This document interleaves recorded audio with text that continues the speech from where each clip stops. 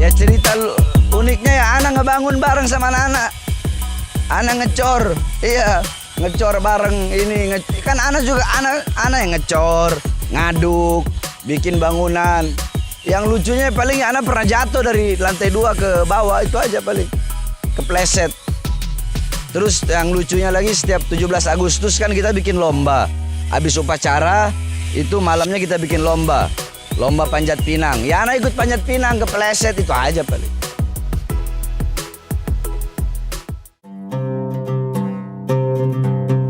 Yakni saya akidah Ahlus Sunnah wal Jamaah, akidah Asy'ari Maturidi, mazhab Syafi'i, thariqah Ba'alawi. Dulu namanya kita pernah mondok, maka kita harus mengamalkan ilmu yang kita punya. Kita harus mengamalkan ilmu yang kita punya. Nah, salah satunya dengan adanya pondok pesantren ini, insya Allah menjadi suatu amal bagi saya atas sedikit ilmu yang telah saya pelajari dulu waktu masih mondok. Nah, jadi berdirinya ini pondok pesantren karena juga saya melihat banyak pondok-pondok pesantren sekarang yang dimana biaya masuk sangat mahal. Mending kalau ilmunya bagus. Kebanyakan biaya mahal, keluar ya biasa-biasa saja. Pada umumnya seperti itu, tapi nggak semua seperti itu. Ada juga pondok pesantren yang biaya masuknya mahal, tapi ya keluarnya juga jadi ulama. Ada ulama lurus, ada ulama yang enggak. Tetapi saya di sini pondok pesantren ini saya bangun yakni dengan darah, dengan air mata, dengan perjuangan, dengan himmah, dengan ghirrah. Saya tidak ada harta, saya tidak punya uang. Ini pondok pesantren ini dulu semuanya ini bambu, pohon-pohon pisang. Saya dan saya punya murid 20 orang pertama kali dari Jakarta. Datang kemari kita tebang. Rumah saya dulu rumah kayu. Anak-anak pondok dulu yang 20 orang itu cuman nginep di kayu. Kita yakni yang penting taklim. Saya ngajar fikih, nahwu, shorof, i'rab, i'lal, imla, insya, tafsir, hadis, balaghah, bayan, ma'ani, mantik, dan seluruh yang lain-lainnya. Yakni dari kecil, karena memang pondok pesantren ini, khususnya pondok pesantren saya haramkan sebagai ikhtiyat, sebagai kehati-hatian saya untuk menerima sumbangan atau pemberian dari pejabat. Siapapun pejabatnya, apapun partainya, pejabat saya nggak mau terima. Sebagai apa? Ikhtiyat, berhati-hati. Saya nggak mau. Bukan berarti pondok pesantren nggak boleh. Yang lain silahkan, nggak ada masalah, halal. Tapi untuk diri saya sendiri, saya larang. Saya haramkan pesantren saya untuk menerima dana dari pejabat. Jadi alasan bangun pondok pesantren, satu, untuk mengamalkan ilmu yang sedikit yang saya punya. Kemudian kedua, karena saya melihat banyak pondok-pondok pesantren yang masuk biayanya mahal, kasihan. Maka saya bikin ini pesantren. Semua santri-santri yang masuk itu gratis. Dan kebanyakan orang-orang susah, anak-anak yatim. Kemudian saya namakan Tajul Alawiyin. Taj itu artinya mahkota. Alawiyin artinya para habaib. Jadi mahkotanya para habaib. Karena jalur kita, garis kita, thariqah kita adalah thariqah para habaib, thariqah para leluhur-leluhur kita. Thariqah yang tidak ada jalan yang lebih cepat sampai kepada Allah selain daripada thariqah para habaib yang bersambung dari kita ke abah, ke guru terus sampai kepada Rasulullah SAW. Jadi itu tujuan, maksud, maqasid kita membangun ini pondok pesantren dua tadi. Tahunnya pokoknya pas anak keluar penjara aja dulu, 2012-an ke atas lah. Anak keluar penjara di Jakarta, banyak yang datang, maka anak pindah ke sini dapat tanah, alhamdulillah. Yakni ya kita bangun pelan-pelan. Sampai sekarang kita masih bangun, dari awal bikin pondok sampai sekarang itu tiap hari bangun. Santri-santri ngebangun, bahkan pertama kali itu bangunan beton saya sendiri yang nyangkul. Tuh sebelah situ, sebelah kanan. Itu pojok kanan situ saya masih ingat. Bangunan 3 tingkat ini. Pojok kanan itu saya yang cangkul. Karena bagi saya nggak ada yang nggak bisa. Kalau yang lain aja bisa, kenapa nggak bisa saya? Jadi yang penting udah digali aja, udah pasti jadi insya Allah. Walaupun besinya ngutang. Sampai sekarang besinya masih ngutang sama Haji Yakub. Kalau nggak bertanya, boleh tanya sama Haji Yakub. Haji Yakub, dulu Hebar pernah ngutang besi nggak? Sampai sekarang mungkin baru setengah yang anak bayar. Jadi anak modal himmah, modal semangat yang kuat. Untuk apa? Bukan untuk cari hidup dalam pesantren. Kalau anak cari hidup dalam pesantren, gak mungkin anak gratisin semua. Selama anak makan, semua santri makan. Anak gak makan ya santri gak makan. Sampai kita dulu pernah udah gak ada makanan, gak ada lauk, ada pisang, itu jantung pisang kita potong, kita potong-potong, kita rebus pakai garam, makan nasi sama-sama bareng sama santri. Jadi ini pondok yang benar-benar murni salaf. Nggak ada sekolah umum khusus pendidikan agama. Dan saya menjamin keluar dari pondok pesantren ini, insya Allah jadi orang berilmu yang mengamalkan ilmunya. Ulama yang lurus. Jadi ulama yang istiqomah. Ulama yang nggak bisa dibeli, nggak bisa disuap. Ya ini ulama-ulama yang ar-rasikhuna fil ilm. Bahkan kita punya program 1 tahun itu udah bisa baca kitab kuning. 1 tahun bisa baca kitab kuning. Karena kita di sini kan ada fasal awal, fasal sani, fasal salis, fasal rabi, terus fasal awal sanawi, sani sanawi, salis sanawi. Yang paling atas itu takhusus. Ada berapa banyak mata pelajaran, banyak banget kalau mau ana sebutkan. Nah, intinya sekarang kita ini lagi bangun, dari dulu sampai sekarang bangun terus. Kita bangun, terus kita mau bebasin lahan di depan. Itu lahan karena santri nggak muat kan. Banyak santri pada tidur sampai di luar.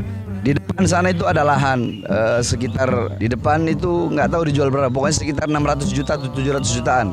Di belakang sini dijual sekitar 400 jutaan. Itu lahan-lahan yang mau kita beli di depan sana. Buat pos. Terus ini juga kita lagi ngebangun. Nah, di depan sana juga mau dibangun kamar santri, kamar mandi. Di sini mau dibikin kantor, di sebelah situ kantor. Di sebelah sini kita mau bikin tempat halagoh karena nggak muat. Halagoh itu tempat santri belajar, fasal-fasal kelas-kelasnya. Ya ini kita butuh biaya, tapi ya ana serahkan kepada Allah Subhanahu wa taala. Makanya ana berharap kepada umat Islam siapapun, karena sedekah itu nggak harus kaya. Umat Islam baik yang susah, baik yang miskin, baik yang pertengahan, ya, atau khususnya yang kaya, untuk menyedekahkan hartanya di jalan Allah. Menyedekahkan hartanya di jalan Allah. Jadi ana nyuruh orang itu untuk bersedekah, untuk berbuat baik, bukan minta, enggak. Sebab al-yadul ulya khairum min yadis sufla. Tangan di atas lebih baik daripada tangan di bawah. Ana enggak mau gini, enggak. Ana ngajak, ayo investasi akhirat. Tidak ada harta yang bisa menyelamatkan engkau di dalam kubur, di yaumil ba'ats, di hari kebangkitan, ya, di yaumil hisab, di hari perhitungan, di yaumil mizan, di hari pertimbangan, di yaumil mahsyar, di padang mahsyar, as-sirat, ketika melewati jembatan sirat. Semua itu tidak ada harta yang bisa menyelamatkan kecuali harta yang kau keluarkan di jalan Allah Subhanahu wa taala. Dan orang yang bersedekah itu diganti 10 kali lipat oleh Allah. Banyak kalau saya membawa ayatnya, hadisnya, makalah-makalah para ulama tentang itu sangat banyak sekali. Jadi intinya saya nggak minta, bukan begini, bukan tipenya Bahar bin Smith mau begini. Ayo saya mengajak orang untuk berbuat baik. Apa itu? Ayo sedekah buat ini pondok pesantren. Yang punya uang sedekah, jangan tanggung-tanggung. Orang kalau urusan dunia aja, kadang urusan dunia 500 juta, 1 miliar, 2 miliar, urusan dunia yang dimana urusan dunia yang tidak bermanfaat, urusan dunia yang tidak akan menjadi ladang dan amal di akhirat, urusan dunia yang dimana tidak kekal, tidak abadi. Itu nggak pakai mikir, itu bersungguh-sungguh. Bagaimana dengan ini? Masalah pembangunan pesantren ini, yang ketika mengeluarkan hartanya bersungguh-sungguh, keluar harta bersungguh-sungguh, yang dimana ini adalah urusan yang kekal. Ini urusan abadi yang bisa menyelamatkan kelak di akhirat. Aktivitas santri, ba'da subuh baca wirdul latif, habis itu baca Quran, habis itu bersih-bersih pondok, habis bersih-bersih pondok sekitar jam 9 siap-siap, jam 10 belajar sampai jam 12. Jam 12 sebelum zuhur baca Futuhatul Arsyiyah, ba'da zuhur baca wirid sakron, hizib nawawi, hizib khafi. Terus habis zuhur makan, ya, habis zuhur makan, habis makan di sini makan sehari cuma 2 kali. Sebab kalau santri kebanyakan makan bodoh. Jadi kalau mondok di sini santri itu saya didik siap capek, siap lapar, siap susah, siap nggak ada orang mondok tuh enak nggak ada. Dhalaltu taliban fa'azaztu matluban, gal Al-Imam Abdullah bin Mas'ud. Gal Al-Imam Abdullah bin Mas'ud. Dulu aku hina, aku susah, aku pahit ketika mencari ilmu. Tetapi kemudian aku menjadi mulia ketika aku menjadi orang yang dicari ilmunya. Ketika menjadi pencari, aku susah. Tapi ketika aku menjadi yang dicari ilmunya, aku menjadi mulia. Jadi terus istirahat sebelum asar, udah bangun, baca Wirdul Kabirul Shaghir Syekh Bakar bin Salim. Ba'dal asar baca Hizbul Hizb Nasr Syekh Abdul Hasan Asyadili. Kemudian halagoh yakni pembacaan kitab. Guru-guru yang mengajar ada yang dari alumni Darul Lughah wa Da'wah, ada mursal juga dari Darul Lughah wa Da'wah, ada alumni dari Habib Taufik, alumni Darul Mustafa, ada alumni dari Rubat Tarim, ada alumni dari Abu Yamaliki. Bahkan di sini ada yang mukim Syekh Ziyad dari Hadramut, dari Tarim. Beliau mondok selama 20 tahun di Habib Umar. Yakni ba'da asar halagoh, kemudian sampai udah mau maghrib, siap-siap sholat maghrib. Sebelum maghrib baca Wirdul Latif, ba'da maghrib baca Ratib Al-Haddad, habis maghrib Hifdzul Mutun.